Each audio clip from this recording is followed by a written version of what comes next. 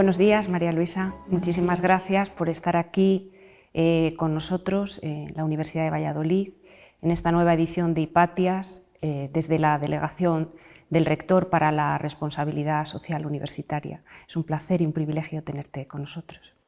Pues muchísimas gracias a la universidad, a Hipatias, a la organización que ha contado conmigo para hacerme esta entrevista y bueno, poder en cierto modo expresar lo que ha significado para mí este premio y este reconocimiento por parte de la Universidad de Valladolid. Muchas gracias. Muy bien.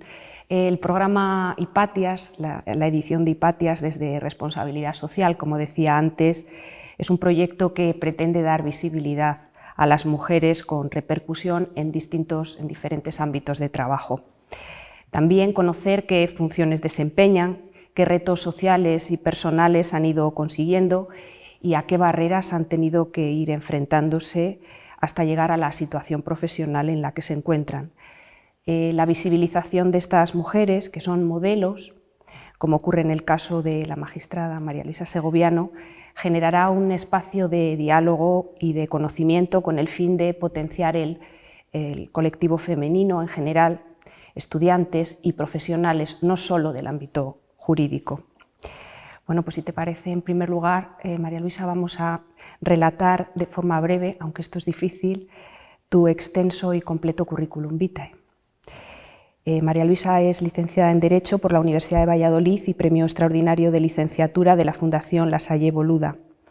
Secretaria de Magistratura de Trabajo por oposición en el año 1974, nombrada magistrada tras superar el concurso convocado en 1987, presidenta de la Sala de lo Social del Tribunal Superior de Justicia de Castilla y León en Burgos desde 1997 a 2002, presidenta de la Sala de lo Social del Tribunal Superior de Justicia de Castilla y León, sede de Valladolid, desde 2002 a 2006, magistrada del Tribunal Supremo en 2006, nombrada presidenta de la Sala de lo Social del Tribunal Supremo de 2020 a 2022, nombrada magistrada del Tribunal Constitucional en 2022, perteneció a la Sala de Gobierno del Tribunal Superior de Justicia de Castilla y León desde 1997 a 2006, a la Sala del Gobierno del Tribunal Supremo de 2020 a 2022, miembro de la Junta Electoral Central de 2012 a 2017, vicepresidenta de la Junta Electoral Central de 2020 a 2022, académica de número de la Real Academia de Legislación y Jurisprudencia de Valladolid, habiendo ingresado en la misma el día 9 de noviembre de 2001 con la lectura del discurso El derecho a la intimidad en el ámbito laboral. Presidenta de la Real Academia de Legislación y Jurisprudencia de Valladolid, elegida por unanimidad de sus miembros en el año 2016 y elegida de nuevo por unanimidad de sus miembros en este cargo que ostenta en este momento, hasta la actualidad. También es académica honoraria de la Real Academia de Jurisprudencia y Legislación de España, nombrada por el Pleno de Académicos de Número en 2018, académica honoraria de la Real Academia de Jurisprudencia y Legislación de Extremadura, nombrada en 2019, profesora asociada del Departamento de Derecho Procesal de la Facultad de Derecho de la Universidad de Valladolid de 1989 a 2006, miembro del Consejo Asesor de la Revista Jurídica de Castilla y León desde su fundación en el año 2003, autora de numerosas publicaciones en materia de derecho laboral y de la seguridad social, derecho procesal, igualdad de género, derecho concursal, aspectos laborales del concurso de acreedores, utilización de nuevas tecnologías, etc. Ha sido y es ponente en numerosos cursos, jornadas, seminarios organizados por diferentes organismos e instituciones. Cruz de Honor de la Orden de San Raimundo de Peñafort, concedida por el Ministerio de Justicia en 2014, Premio Mérito Social a la Trayectoria Profesional, concedido por el Consejo General de Colegios Oficiales de Graduados Sociales de España en 2020, Premio Puñetas de Oro, concedido por la Asociación de Comunicadores e Informadores Jurídicos en 2021, Premio de Igualdad de la Abogacía, concedido por el Consejo General de la Abogacía en 2022, Premio Diversa e Igual de la Universidad de León, concedido por la Universidad de León en 2022, Premio Pelayo 2022 para juristas de reconocido prestigio, concedido por esta mutua, Premio Confilegal en su quinta edición, categoría de compromiso, concedido por el diario digital Confilegal en 2022. Tercer premio de Justicia Social Andaluza, concedido por el excelentísimo Consejo Andaluz de Colegios Oficiales de Graduados Sociales en 2022. Premio de la Asociación Empresarial de Asesores Laborales, Premio Francisco Rojo Romón, en su modalidad Trayectoria Profesional, concedida por dicha asociación en 2023. Premio Mérito Social 2023, concedido por el Colegio Oficial de Graduados Sociales de Guipúzcoa. Gran Cruz de la Justicia Social, concedido por el Consejo General de Colegios Oficiales de Graduados Sociales de España, cuya imposición tuvo lugar en 2024, y Alumni de Honor de la Universidad de Valladolid en 2025. Bueno, un extensísimo currículum que hemos resumido aquí, pero del que queríamos dar cuenta por la importancia que para nosotros tiene. Bueno, en este dilatado currículum y en los reconocimientos que le acompañan, nos muestra una extensa trayectoria profesional, mucho trabajo, mucho esfuerzo y sin duda alguna una vocación clara hacia el derecho como principio de partida. Incluso con antecedentes familiares hay una vocación clara. Bueno, yo creo que casi diría que estaba predestinada por motivos familiares. Mi padre era magistrado, mi madre estudió Derecho en una época en que las mujeres no solían hacer carreras universitarias y mucho menos una como Derecho, que entonces era una carrera muy masculinizada. Ella contaba que en su clase solo eran 3 alumnas y el resto eran alumnos. Y en casa siempre se habló mucho del derecho, a mí siempre me despertó curiosidad, me parecía algo bonito, me parecía que ahí se podía aportar mucho, se podía hacer una importante labor. Y eso me llevó a estudiar Derecho. Creo que el ejemplo de casa debió ser muy eficaz, porque de los 7 hermanos que somos, 5 hemos estudiado la carrera de Derecho. Es decir, que cundió el ejemplo. Muy bien. ¿Qué es lo mejor de tu trabajo? ¿Qué es lo mejor de ser magistrada? Bueno, pues a mí hay una cosa que siempre me ha gustado mucho y es la posibilidad de interpretar las normas y poder, a partir de la interpretación, por supuesto, siempre respetándolas, pero poder dar un paso más. En el caso que a mí más me ha preocupado, en el campo de la igualdad, fundamentalmente cuando he estado en la Sala Cuarta del Tribunal Supremo, que allí llegan asuntos pues, verdaderamente importantes, ha habido la posibilidad de hacer una interpretación de las normas aplicando la perspectiva de género y eso creo que ha supuesto un avance importante y ha supuesto un reconocimiento de derechos que hasta entonces no se habían reconocido. Muy bien. ¿Tu primer destino fue en el País Vasco? Sí. ¿Tiempos difíciles? Háblanos un poco de... Bueno, esa para mí fue una época agridulce porque por un lado era la primera vez que ejercía jurisdicción y eso pues me resultaba muy gratificante, era un reto, era en el ámbito civil, estaba en la jurisdicción civil y aprendí mucho de mis compañeros que fueron todos magníficos y conmigo se portaron estupendísimamente y me ayudaron mucho. Pero por otro lado eran los años de plomo, es decir, era una época en la que había atentados, había asesinatos y lo peor, había miedo, no teníamos libertad cuando se había producido, pues los tristemente numerosos asesinatos de ETA, jamás comentábamos nada en el trabajo porque nos lo dijeron, no comentéis nada, no se sabe quién puede oír. Entonces, claro, el vivir con ese temor y esas limitaciones no es cómodo ni gratificante. También habían asesinado a algunos magistrados, con lo cual, la situación a veces era un poco agobiante. Pero, por otro lado, ya digo que yo allí estuve francamente bien, tuve una relación magnífica con profesionales, con compañeros, amigos y, había este aspecto un poco peor. Sí. De hecho, tú has dicho que hay dos profesiones para ti absolutamente satisfactorias. Una es la de magistrada, pero la otra es la de docente. Has estado muchos años como profesora en el Departamento de Derecho Procesal de la Facultad de Derecho de nuestra universidad. Háblanos un poco de ello. Bueno, estuve casi 20 años y finalmente tuve que dejarlo cuando me nombraron magistrada del Tribunal Supremo, porque lógicamente tenía que residir en Madrid y no era posible compatibilizar la docencia en Valladolid con ejercer como magistrado del Tribunal Supremo en Madrid.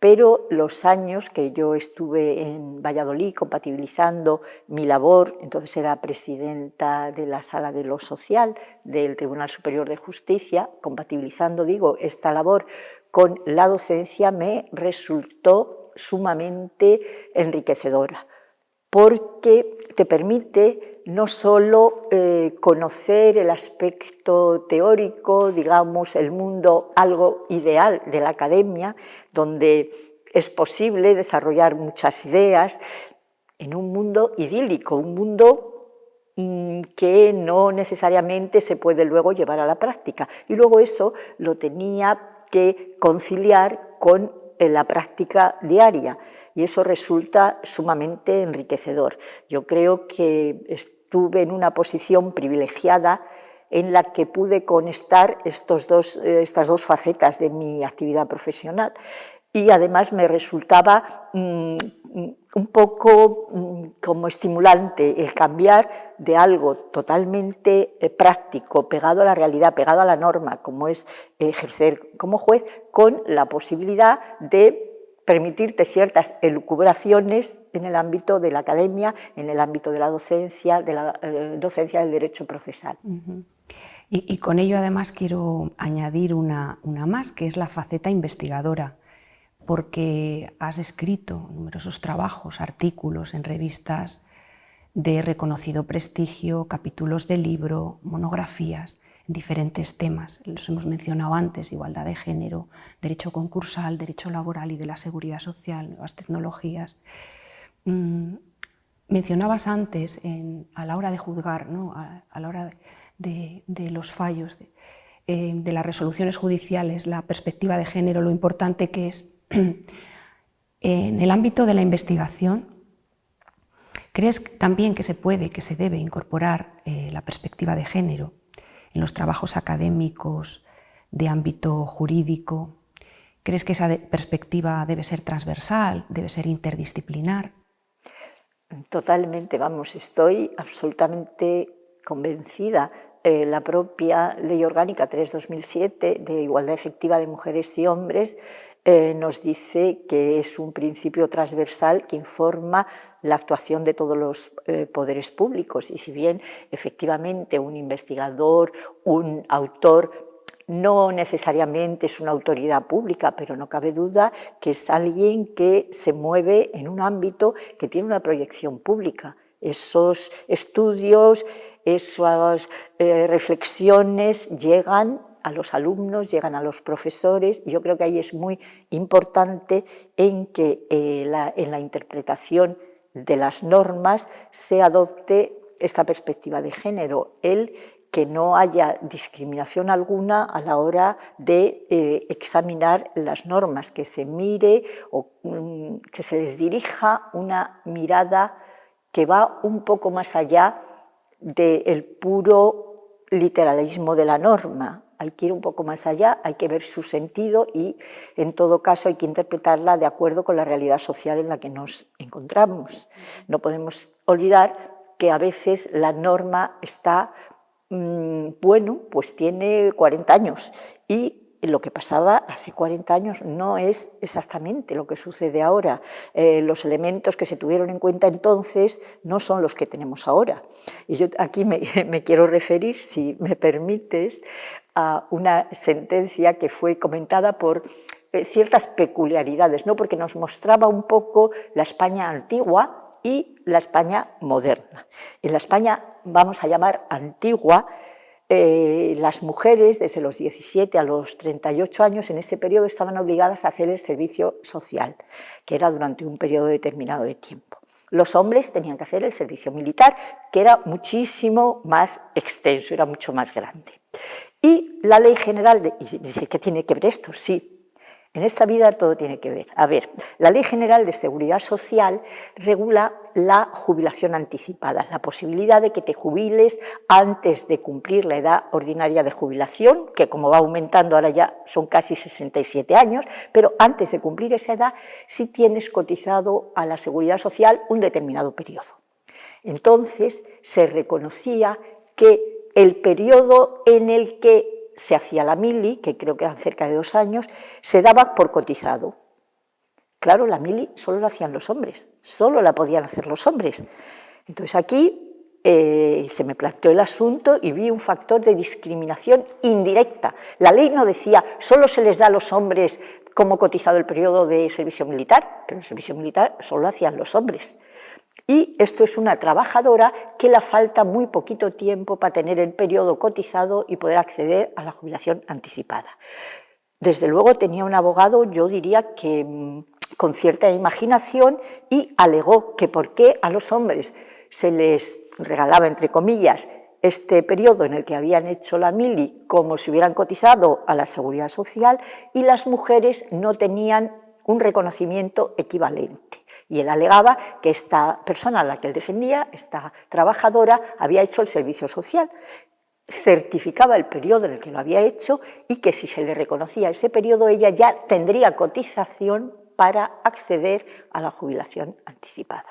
Entonces aquí se mezclaba una cosa muy antigua, como era el servicio social, que hace ya muchos años que no hay que hacerlo, con una ventaja que se te daba en materia de seguridad social. Finalmente, en la sentencia de la que yo fui ponente, convencí a mis compañeros de que esto era una discriminación indirecta, había que reconocer el tiempo del servicio social exactamente igual que se reconocía el tiempo de la mili como cotizado a la Seguridad Social. Creo que había un periodo máximo de reconocimiento de 1 año, como máximo 1 año, pero bueno, a esta persona le favorecía. Eso generó que cambiara la Ley de Seguridad Social y reconociera este periodo también a las mujeres.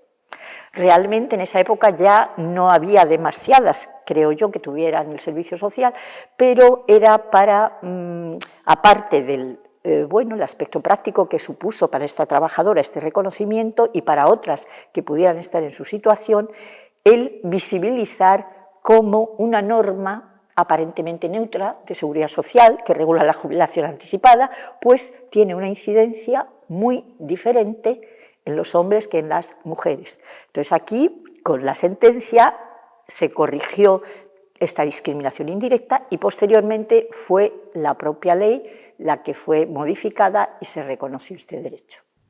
Desafíos del pasado, sí, pero que, como tú dices, influyen en todo, tienen que ver con todo. ¿Cuáles son los desafíos del presente en el ámbito del derecho laboral? ¿Y entiendes que algunos de esos desafíos pueden afectar más a las mujeres que a los hombres en este ámbito de lo laboral? Y luego, en relación con ello, esta idea un poco de que la justicia es lenta, ¿no? ¿Qué podemos hacer? Bueno, en el presente el derecho laboral tiene muchos desafíos porque siempre la vida, la sociedad va muy por delante del derecho, de las normas y de la regulación del ordenamiento. Ahora, ¿qué problemas tenemos? Bueno, pues tenemos el problema de las nuevas tecnologías y de la inteligencia artificial, con todo lo que conllevan las nuevas tecnologías de control hasta la náusea de la actividad de un trabajador o de una trabajadora, pero no solo de su actividad laboral, sino de su vida. Porque un ordenador, bueno, pues si el empresario mira el ordenador, sabe el tiempo que has trabajado, el que no has trabajado, si te has confundido, si no te has confundido, si has tardado o no has tardado en corregir los errores, si los has corregido bien, si te ausentas demasiado del puesto de trabajo, etcétera, etcétera. Pero es que hay sistemas mucho más sofisticados, claro, la vigilancia del correo electrónico, que puede derivar en que por parte del empresario o el empleador se conozca no solo cómo trabaja esa persona con su correo electrónico, sino también que en ocasiones todos, y quien no lo haga, que me lo diga, utilizas el correo electrónico para mandar un mensaje personal, porque estás 8 horas en tu puesto de trabajo y necesitas una información de carácter personal, mandas un breve correo, o no tan breve, pero en todo caso que no incide en tu actividad laboral, que no deforma, digamos, las horas que tú estás dedicando a tu trabajo.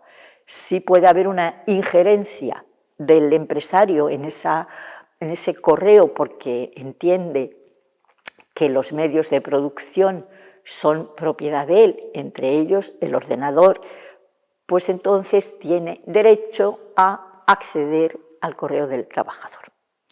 Aquí tenemos la lucha con la ley de protección de datos, la intimidad y el poder de dirección del empresario. Hasta ahora, finalmente, lo que se ha terminado por decir para evitar esta tensión entre una situación y otra es que el empresario lo que debe hacer, y así nos lo dice la ley de protección de datos, si va a establecer algún tipo de vigilancia en el correo de su trabajador o de su trabajadora, advertir que ese medio de trabajo es de uso exclusivamente profesional, entendido exclusivamente en sentido literal, y que si se utiliza para otras cuestiones ajenas al trabajo, primero puede ser observado por el empresario, puede ingerirse en el correo, y segundo, de ello en alguna ocasión puede derivar en que se imponga una sanción, porque es un trabajador que dedica demasiado tiempo a cuestiones personales, porque en ocasiones ha habido a través de los correos electrónicos fuga de información delicada de la empresa, en otras veces descalificación de la empresa, multitud de cosas. Y ya el culmen es la videovigilancia, la posibilidad de que haya una cámara que esté vigilando lo que estás haciendo desde que entras a tu trabajo hasta que sales. Claro, aquí se ha dicho que en principio en la videovigilancia hay que ser un poco prudente, tiene que haber un principio de proporcionalidad entre a lo que el empresario tiene derecho, que es a vigilar la actividad de su trabajadora, a ver qué cumple, y el derecho a la intimidad y protección de datos de su trabajador.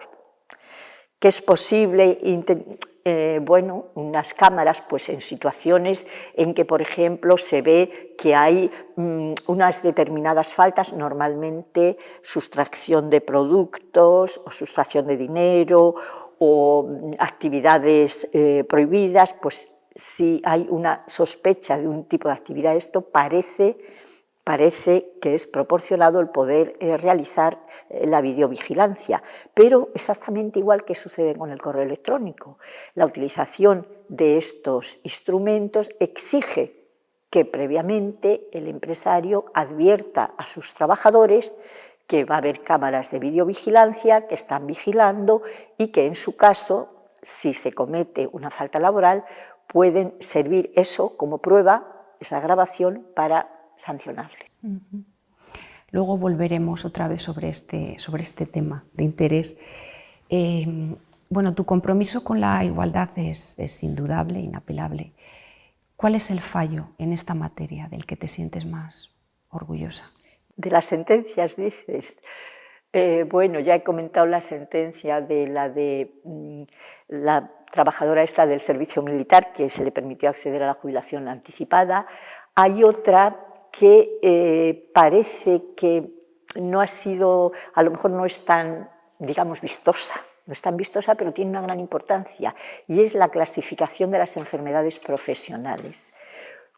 Para que una enfermedad se califique como enfermedad profesional, tiene que suponer que se realiza una actividad determinada que viene listada, y dentro de esa actividad unos determinados, cuando son trabajos físicos, unos determinados requerimientos físicos, y entonces se califica de enfermedad profesional, que desde el punto de vista de la seguridad social, tiene un trato más favorable para el trabajador que si es enfermedad común.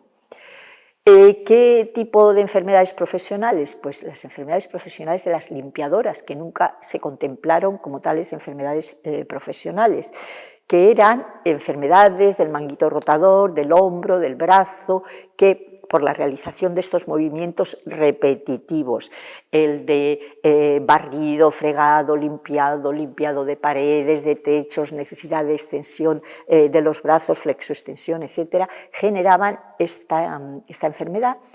Entonces, cuando ibas al cuadro de enfermedades profesionales, solo figuraba esa enfermedad profesional para las personas que tenían trabajos de albañiles, pintores, carpinteros, es decir, profesiones masculinizadas absolutamente. Y si bien es cierto que también hay limpiadores que son hombres, pero la inmensa mayoría de trabajos de limpieza se realiza por las mujeres.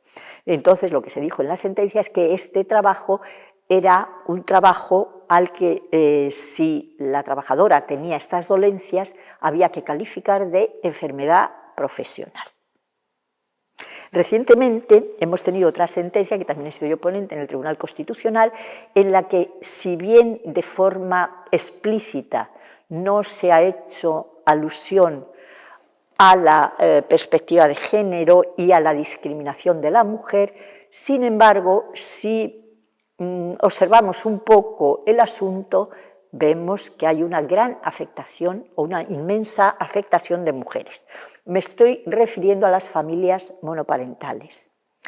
Las familias monoparentales, casi el 90%, el 80 y pico por ciento, es una mujer la que constituye la familia monoparental, que tiene un hijo y no hay otro progenitor.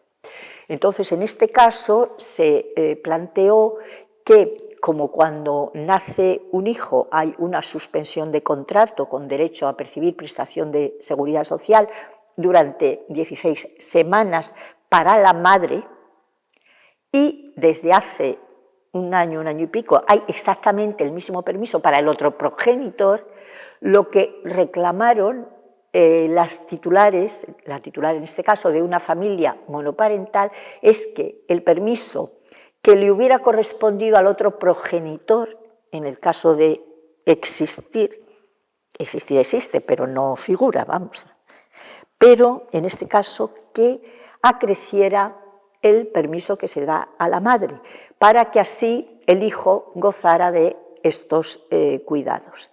Aquí la sentencia se enfocó desde el punto de vista de los derechos del hijo, de la discriminación que por razón de nacimiento tenía el hijo de una familia monoparental, que solo gozaba de los cuidados que le daba su madre respecto, normalmente es madre, puede ser padre, pero generalmente es la madre, respecto al nacido en una familia biparental, en el que este hijo iba a gozar, por un lado, de esa suspensión del contrato de su madre biológica y, por otro, del otro periodo que se concedía al otro progenitor. Entonces se reconoció el supuesto de familias monoparentales, el que se concediera a la madre biológica generalmente el permiso que hubiera correspondido al otro progenitor. Aquí no se aludió directamente a que había discriminación para las mujeres, pero la realidad subyacente es innegable. El 80 y tantos, casi el 90% de familias monoparentales están constituidas por una mujer y su hijo. Hay unas pocas que efectivamente la familia monoparental es un varón, pero ya digo que son las menos. Y aunque la sentencia, todo el razonamiento iba sobre la discriminación por razón de nacimiento del hijo, en el trasfondo también había una consideración de la discriminación por razón de sexo respecto a la mujer madre de familia monoparental. Sí. Desde, una de las manifestaciones más claras de la desigualdad, en este caso, es la violencia de género. ¿Crees que desde el punto de vista legislativo, e incluso voy un poco más allá, desde el punto de vista educativo, se está haciendo todo lo posible para combatirlo? Este es un tema muy difícil. Yo siempre digo que tenemos instrumentos normativos, instrumentos legislativos, instrumentos desde el punto de vista de la administración muy potentes, muy bien estructurados, muy bien pensados, pero que no se acaba de erradicar. Tiene que haber, yo creo, una convicción social que desgraciadamente cada día está más cuestionada respecto a que existe una violencia de género. Y la violencia de género es la que se ejerce el hombre respecto a la mujer, que sea o haya sido su esposa o esté o haya estado unida a él por una razón, por un motivo de análoga naturaleza, aunque no haya matrimonio y aun incluso en supuestos en los que no hay convivencia. Es una violencia muy, digamos, que tiene un calificativo muy específico, porque es dirigido precisamente contra esa persona, contra esa mujer con la que has convivido durante un tiempo, durante mucho tiempo, durante menos tiempo, que en muchas ocasiones es la madre de tus hijos, y ahora estamos viendo las manifestaciones de la violencia vicaria, el actuar contra los hijos para hacer daño a la madre. Esto ya yo creo que es el colmo de la vileza, ¿no? Que un padre haga daño a sus propios hijos para con ello causar dolor a la madre, me parece de una bajeza moral inasumible, pero estamos viendo que se están produciendo muchas situaciones. Yo no sé si es posible hacer más. Quizás películas, televisión, redes sociales, normalizar la relación con una mujer con violencia que se nos muestra en todos estos ámbitos. Tendría que, no sé, porque prohibir no termina de ser la solución, crear una conciencia social que claramente tenga esto como una lacra, lo rechace. Parece que entre los jóvenes, además, cada vez es más común este tipo de violencia, de control a su novia, del móvil, de cómo va vestida, de a quién ha saludado, de si... No sé, este tipo de comportamientos a veces no terminan muy bien, y no sé, yo realmente me gustaría encontrar la solución. Creo que la educación es básica, la educación, pero desde la infancia, desde los primeros estadios, ¿no?, de la vida. Y solo así quizá terminemos por conseguir erradicarla. Sí, es muy importante esa conciencia social de la que hablas también. En otra materia que tiene que ver con medidas para conseguir la igualdad real, por ejemplo, en el ámbito laboral, la conciliación, ¿no?, que yo creo que debe ser también una cuestión de toda la sociedad, ¿no? ¿Crees que son suficientes, adecuadas las medidas que existen para implantarla, teniendo en cuenta que desde el punto de vista empresarial la mayor parte del tejido empresarial de nuestro país lo conforman pequeñas empresas, pymes y micropymes, y aquí tal vez la dificultad es un poco mayor? Sí, realmente las medidas de conciliación de la vida familiar y laboral yo creo que son capitales para finalmente conseguir la igualdad. Un primer paso y muy importante se ha dado cuando se ha reconocido al otro progenitor distinto de la madre exactamente el mismo el periodo de suspensión de contrato por nacimiento y cuidado del menor.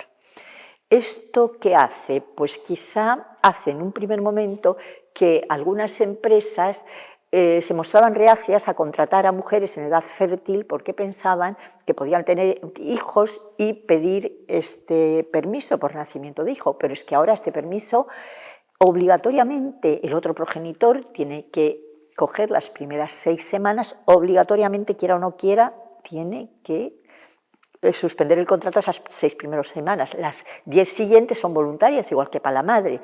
Entonces, quizá aquí ya hay un primer paso en el que no sea tan claro que no conviene contratar a mujeres en edad fértil y contratar solo hombres. Ellos también van a tener el permiso, con lo cual esta ventaja que tenían ya está algo paliada.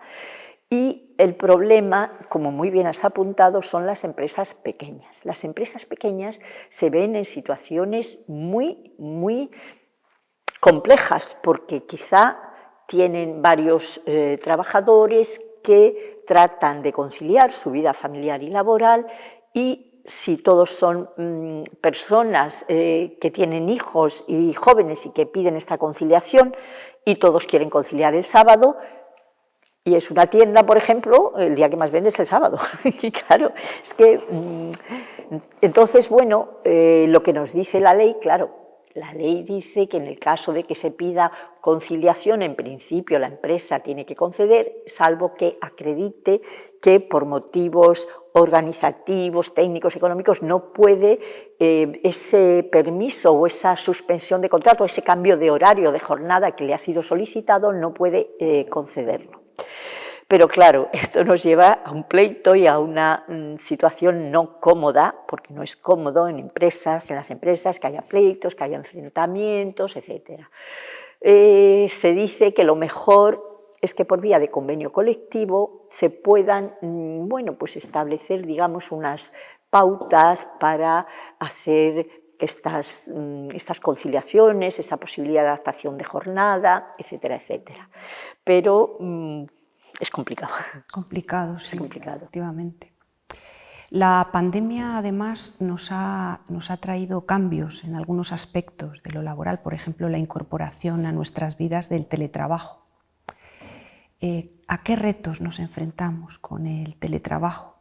¿Y estos retos crees que pueden afectar en algunos aspectos más a las mujeres? Vamos a ver, yo creo que el teletrabajo, más que un sustitutivo del trabajo presencial, debe ser un complemento. Y de hecho, en la mayoría de las empresas el sistema que hay es a lo mejor presencialidad 3 días a la semana y 2 teletrabajo, o presencialidad 4, 1 o 2 teletrabajo. Esto aporta muchos beneficios porque, primero, al trabajador le supone un gran ahorro de tiempo, no tiene que desplazarse, no tiene que ir al despacho, a la oficina, a la empresa, etc. Y a la empresa también le supone un ahorro económico porque no tiene que pagar, por ejemplo, el plus de transporte, a lo mejor las instalaciones, si presencialmente va a haber menos trabajadores, pueden ser más reducidas y, en consecuencia, económicamente le resulta más rentable. Hay perjuicios. ¿Qué perjuicios hay? Claro, que es esencial que el trabajador o trabajadora se relacione con compañeros y compañeras, que haya un espíritu de empresa, que haya una comunicación habitual. ¿Qué pasa con las trabajadoras en el teletrabajo? Yo veo una tentación fatal. La tentación fatal es que mientras estoy teletrabajando estoy cuidando al niño y haciendo la comida. Todo a la vez, porque soy superwoman. Y al final, ¿qué pasa? Se cae el niño, se quema la comida y el trabajo sale fatal. No se puede hacer 3 cosas a la vez. No se puede decir voy a teletrabajar porque así cuida a mi niño. No.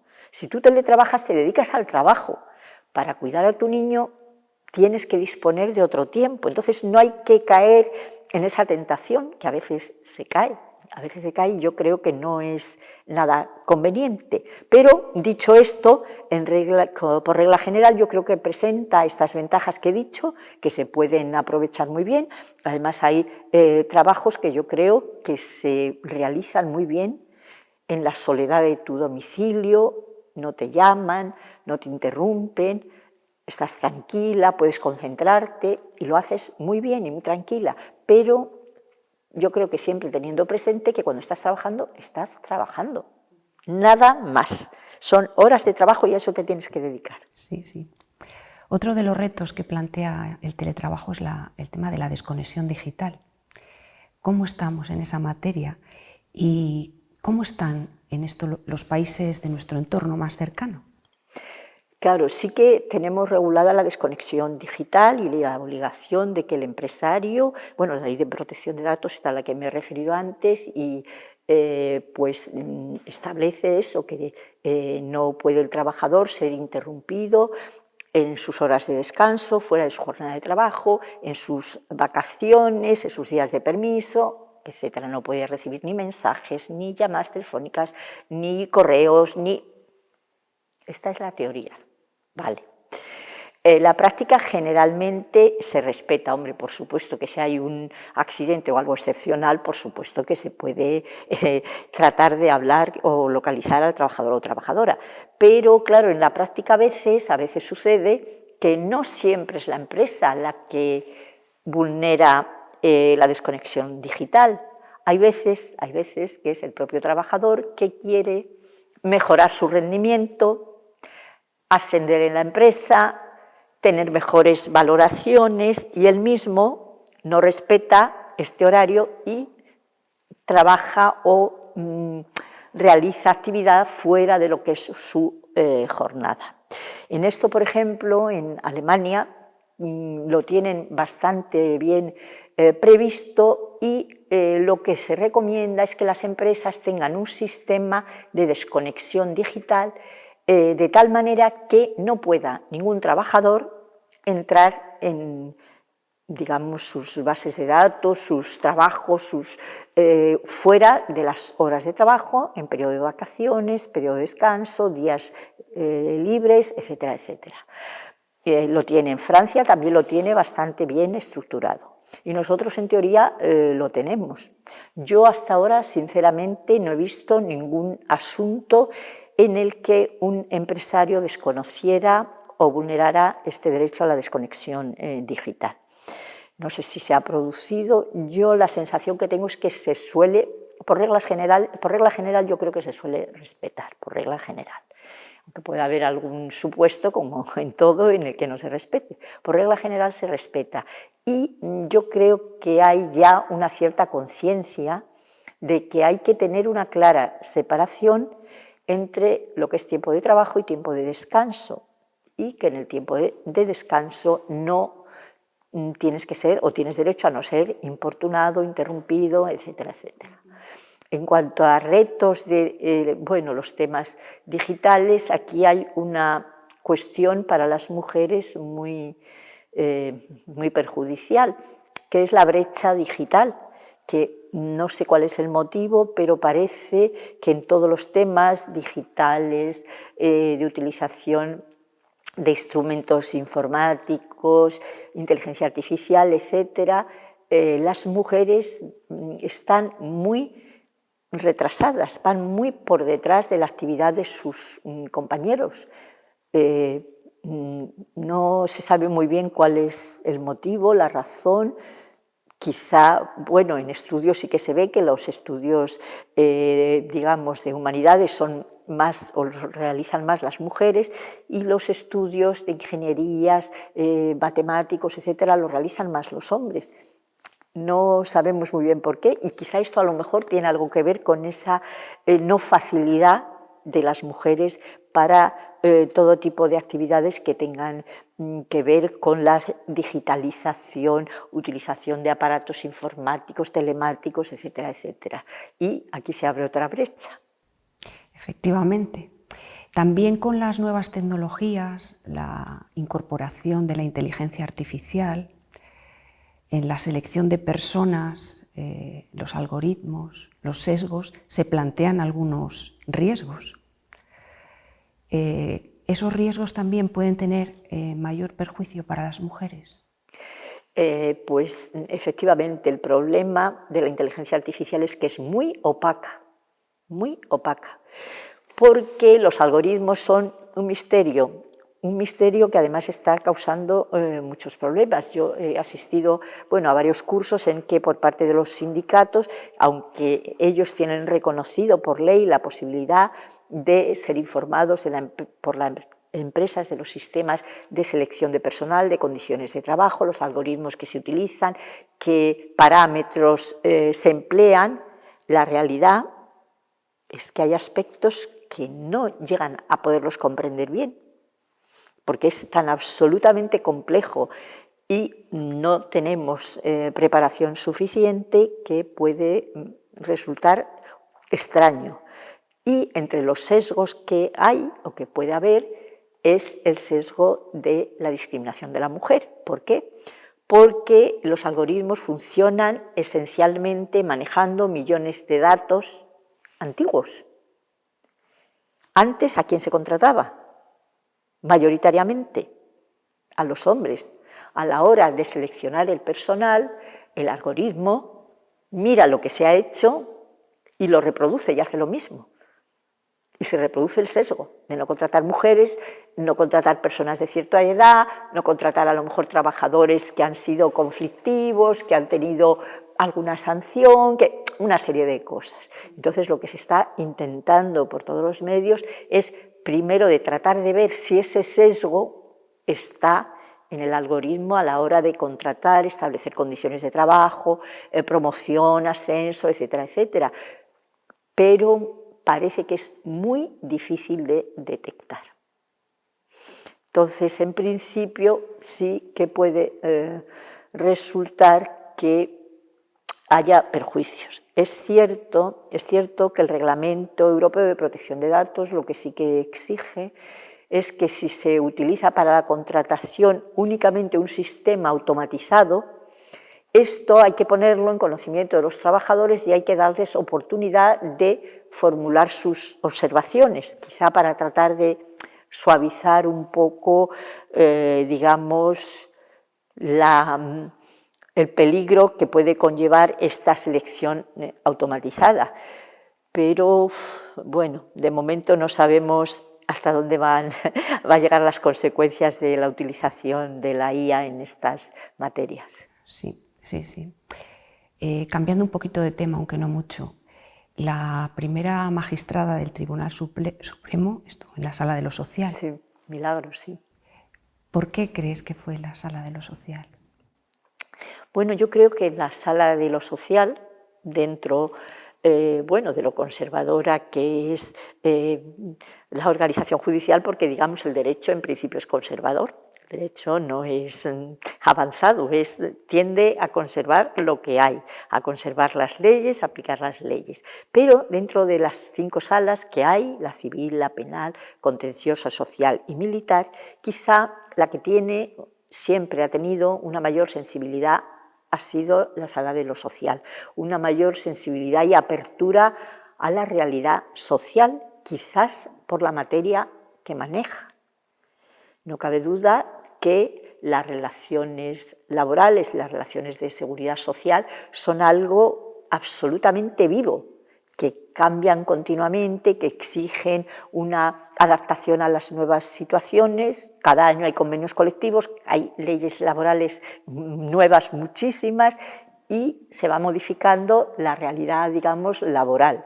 Y eso hace que bueno, yo creo que la jurisdicción social tenga una especial sensibilidad porque conoce además los problemas del día a día de las personas trabajadoras, de los empresarios, de las cuestiones de seguridad social, que no olvidemos que son situaciones de personas a lo mejor en un estado de vulnerabilidad, como pueden ser el desempleo, como pueden ser jubilaciones a veces escasas, viudedad, orfandad, es decir, es la realidad social que se impone, que se observa, y quizá eso hace que haya sido la primera sala en la que la primera mujer fue magistrada, fue la Sala Cuarta del Tribunal Supremo, y también la primera mujer presidenta de sala, o sea que la cuarta siempre, y también la primera sala en la que hubo paridad magistrados-magistradas, no igualdad, pero sí una composición equilibrada, digamos.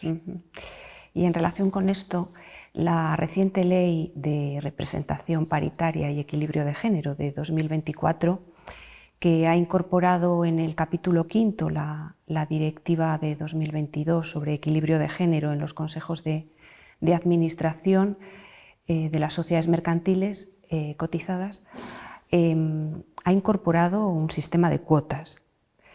Las cuotas ya eran conocidas porque el artículo 75 de la Ley Orgánica de Igualdad de 2007 las incorporaba, aunque como recomendación, con un objetivo de equilibrio que debía cumplirse en 2015, que no se cumplió. ¿Qué opinas de las cuotas? ¿Consideras que son una medida adecuada, suficiente? Claro, Está claro que la igualdad no se ha alcanzado a pesar de que la Ley Orgánica 3/2007 supuso un gran avance, a pesar de que decía que tenía que haber este 40-60% en las sociedades, los órganos de representación de las sociedades, que no se llegó a alcanzar.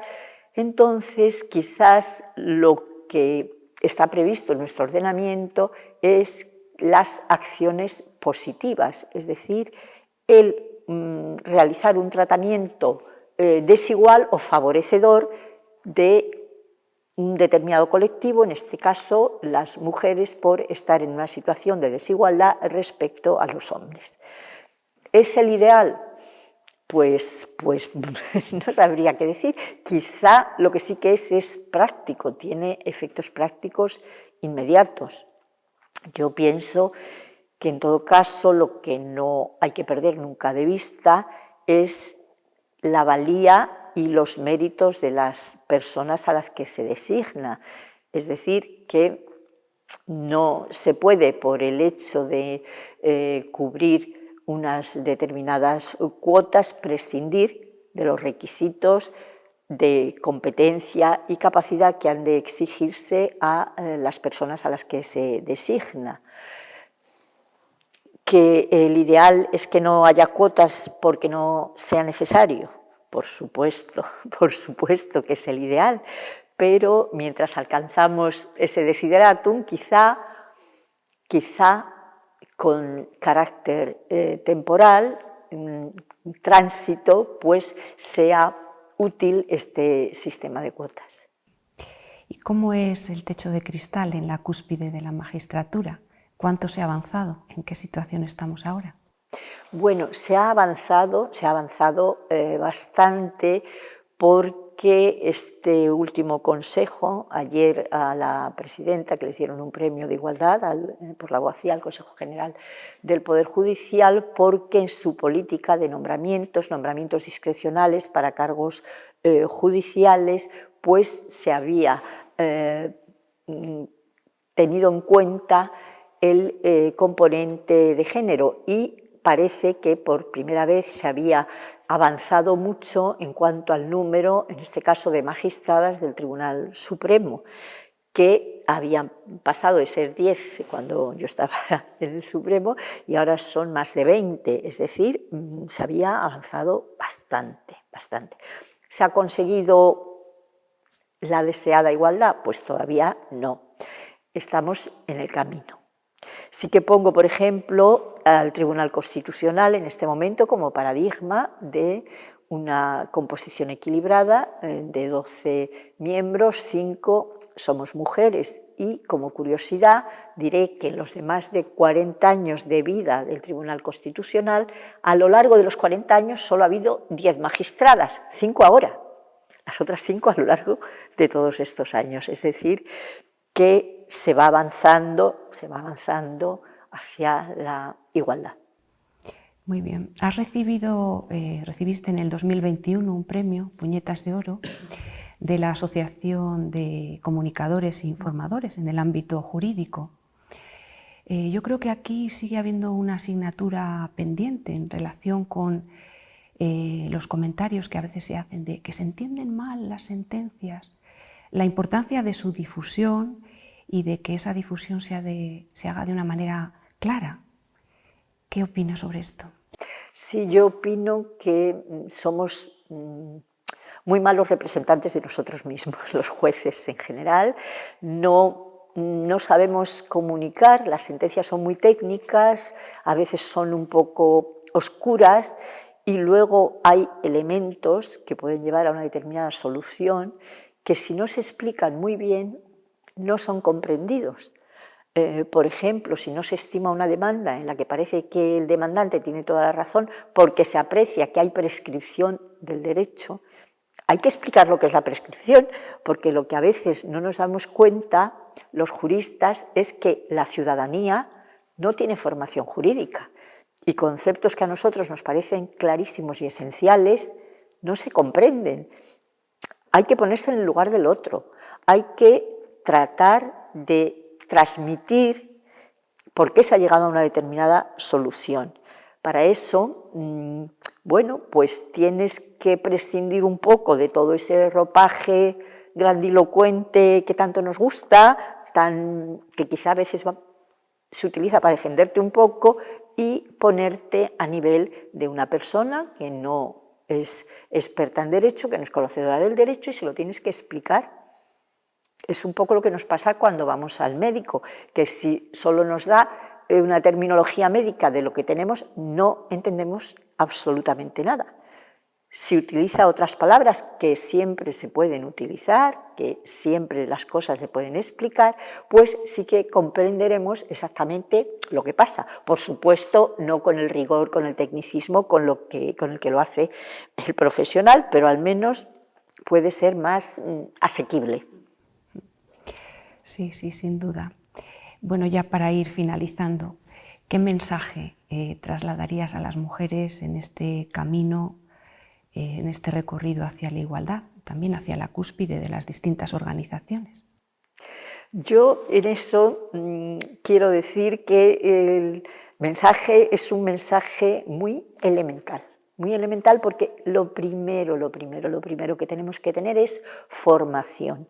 Es decir, si quieres conseguir algo, si quieres avanzar, si quieres tener un determinado puesto en la vida, tienes que tener formación, tienes que formarte, tienes que trabajar y luego tienes que tener otro factor. El factor es la ilusión y la confianza en ti misma. Que nadie destruya tu confianza, que nadie mine tus aspiraciones. No te puedes distraer en el camino. No puedes atender a otras cosas, no puedes desviarte, tienes que ir hacia lo que quieres conseguir. Eso sí, teniendo muy buena formación, muy buen conocimiento y una gran ilusión y confianza en ti misma en que puedes alcanzar esa meta.